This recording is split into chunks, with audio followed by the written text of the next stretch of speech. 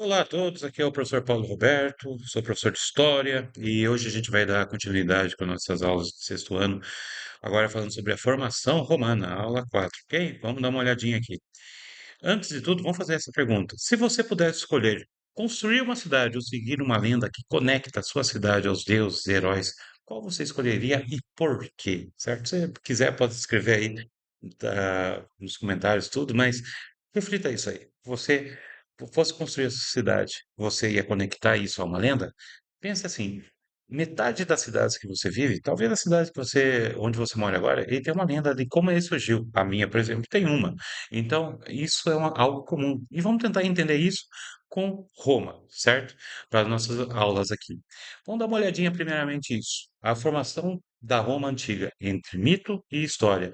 A formação de Roma, ele une tanto mitologia como realidade histórica, ok?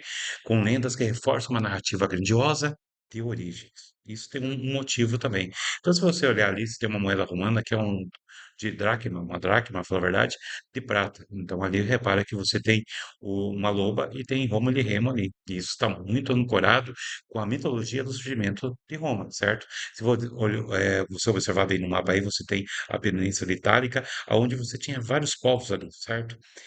E nisso aí, Roma está ali no meio, tá certo? Que vai começar a surgir. Mas a fundação de Roma, então, é marcada pela lenda de Rômulo e Remo. Eles eram gêmeos, filhos do deus Marte, que é o deus da guerra, tá? Para os romanos. Para os gregos é o Ares, tá certo? E eles foram salvos do rio Tibre após a traição do tio que queria matá-los, já sendo crianças, nenês, certo? Continuando aqui. Os gêmeos Rômulo e Remo foram salvos por uma loba, criado por Faustulo e Aca de Laretia, e ao descobrir suas origens, retomam para o reino e decidem fundar Roma, tirando o tio deles de lá do poder. Então vão acabar matando o tio e eles vão fundar Roma, ali do reino onde estavam. E ao lado embaixo aí você vê uma estátua que é mais famosa ali, que é a famosa estátua da loba do século V. Mas aí que tá, mas os bebês, aparentemente com pesquisas posteriores, parece que esses bebês que estão ali embaixo, eles foram adicionados ali apenas no século XV depois de Cristo, ou seja, quase 2000 anos depois da, vamos dizer assim, da essa estátua que foi criada, certo? Então a gente vê que a própria história, ele vai meio que, os arqueólogos, tudo, os historiadores, eles vão analisando e vendo exatamente até que ponto é mito, até que ponto é verdade. E isso é o interessante da história, porque a história, ele é sempre viva, ele sempre traz coisas novas pra gente, ok? E aqui a gente continua, então.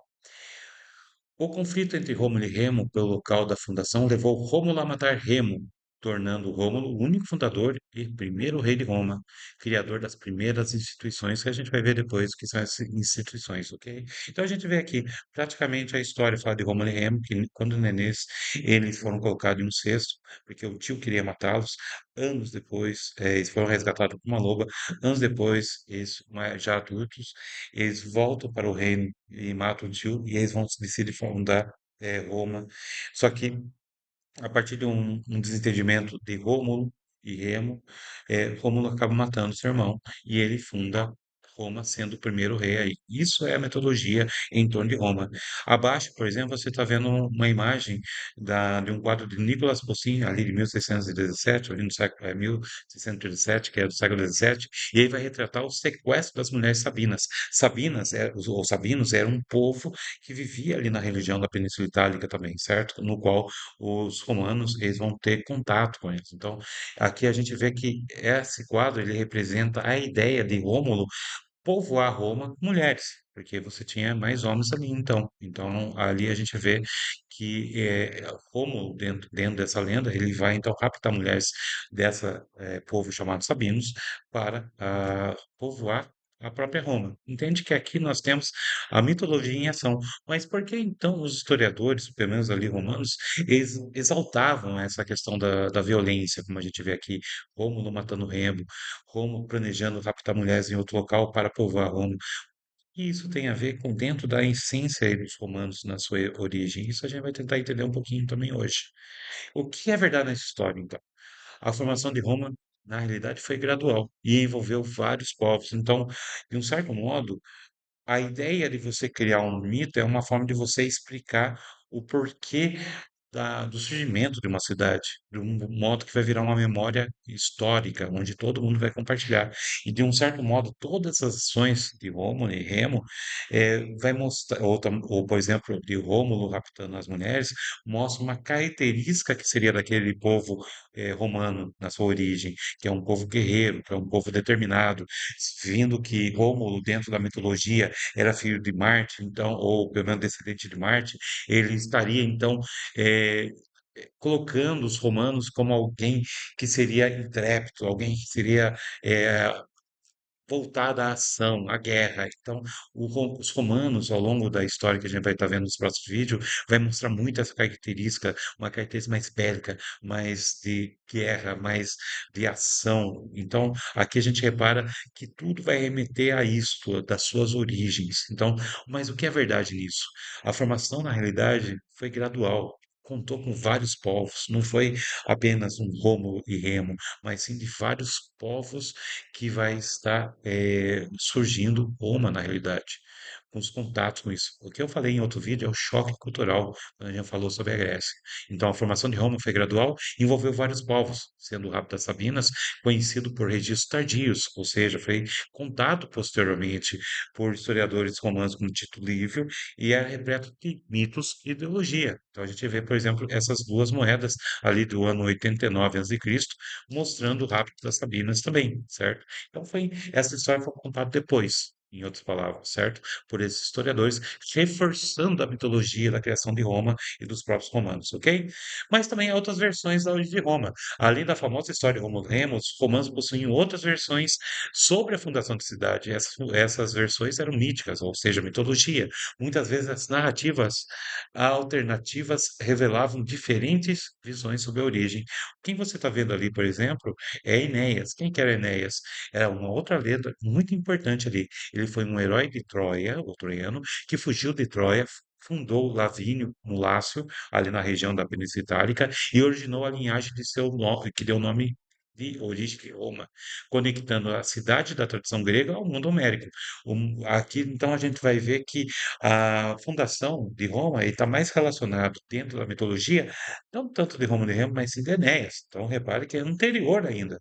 E aqui vai falar que praticamente Roma ele tem uma inspiração grega. Lembra que a gente está vendo o vídeo sobre Alexandre o Grande e sobre a, a diversidade cultural, a expansão cultural que ele vai promover com as suas vitórias? Aí eu também entra um pouco essa questão, certo? Não que Alexandre o Grande teve alguma coisa necessariamente a ver com a origem de Roma, mas a gente vai ver que os romanos vão pegar muito dos costumes dos gregos.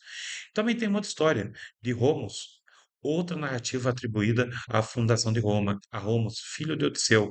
Para quem conhece a história de Homero, a Odisseia e Ilíadas, a gente vê então que conta a origem de Grécia, né, a guerra de Troia. Odisseu, ele parece no segundo livro ali de Homero, ali falando sobre a Grécia. Então, com a feiticeira Circe, lembrou a Liga da Justiça agora, que tem uma vilã chamada Circe, que era feiticeira. Então aí vai refletir a mitologia grega e o desejo romano de conexão com o mundo helênico. Aqui não tem nenhuma imagem do Odisseu e nem de Roma, mas de cima tem de Enéas, como você pode perceber aí. Então a gente repara que pelo menos as outras duas histórias sobre a origem de Roma não está atrelada a Roma e Remo, mas sim de heróis e acontecimentos que ocorreram na Grécia, tá certo? E aqui a gente vê uma hora de uma questão rapidinha aqui. O quadro abaixo, do pintor Jacques Louis David, representa qual acontecimento da narrativa sobre a formação de Roma? Do assassinato de Remo? Do rapto das Sabinas? Rapidinho. Muito bem. É ali do Rabo das Sabinas. Sabinas são as mulheres do povo da cidade de Sabinos, né?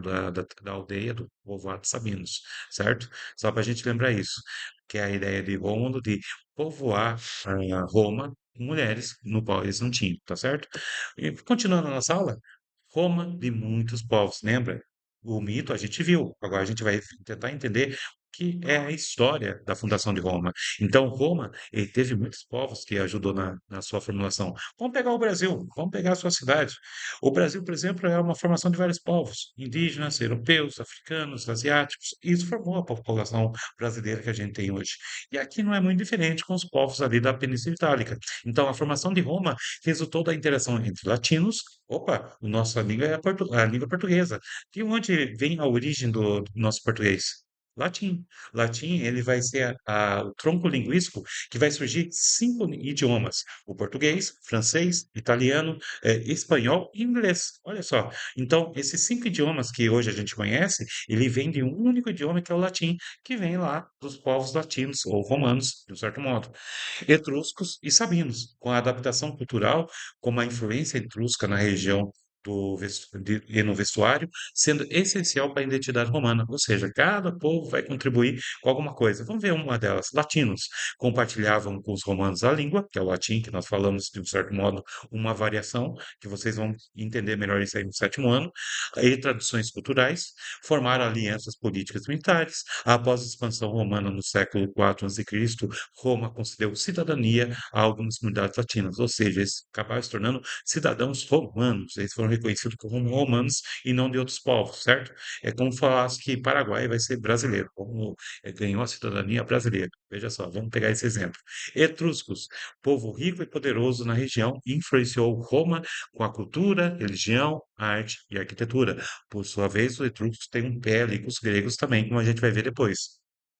3 reis etruscos governaram Roma. A gente vai ver isso.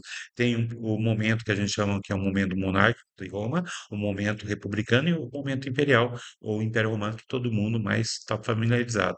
E deixou marcas duradouras na sociedade romana, mesmo após as cidades etruscas serem conquistadas por Roma. Roma vai ser um grande, vamos dizer assim, povo que vai conquistar vários povos e nossa influência de Roma é grande da nossa sociedade como um todo, tá, gente?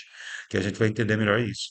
E Sabinos, que a gente viu lá do quadro da Rápida Sabinas, diversas alianças e conflitos com Roma, a arqueologia sugere que a fusão entre sabinos e romanos ocorreu cedo na formação de Roma, ou seja, foi anterior até a própria fundação de Roma, então já havia uma mistura ali dos povos, e moldaram costumes e instituições romanas, a forma que eles iam, por exemplo, política, por exemplo, certo?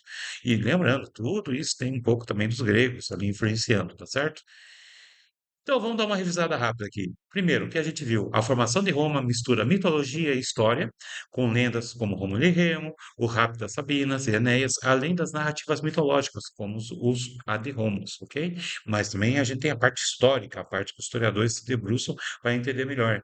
A cidade surgiu como uma forma gradual pela interação de latinos, etruscos, sabinos, que eram povos que ficavam ali na região da Península Itálica, e a capacidade de adaptar influências culturais, como a etrusca na religião e no vestuário, na roupa, foi crucial para consolidar a identidade romana. Em outras palavras, choque cultural, pessoal. É a ideia do choque cultural, sempre de culturas diferentes, nunca vai sumir uma cultura de um povo, mas sim ele vai se transformar sempre, ok? Tenham isso sempre em mente. Pode ser a gente estudando romanos, pode ser gregos, pode ser indianos, enfim, sempre o choque cultural de povos, sempre há uma coisa nova que vai estar surgindo, acrescentando mais diversidade e pluralidade nas identidades de cada povo, certo? Cultura. E aqui a gente vai finalizando. Eu espero que vocês tenham entendido essa videoaula, ela foi um pouquinho mais longa agora. Se vocês gostaram, curte aí, comentem. Se não entenderam algum ponto, volte o vídeo e assista novamente. Então a gente continua no próximo vídeo e em até.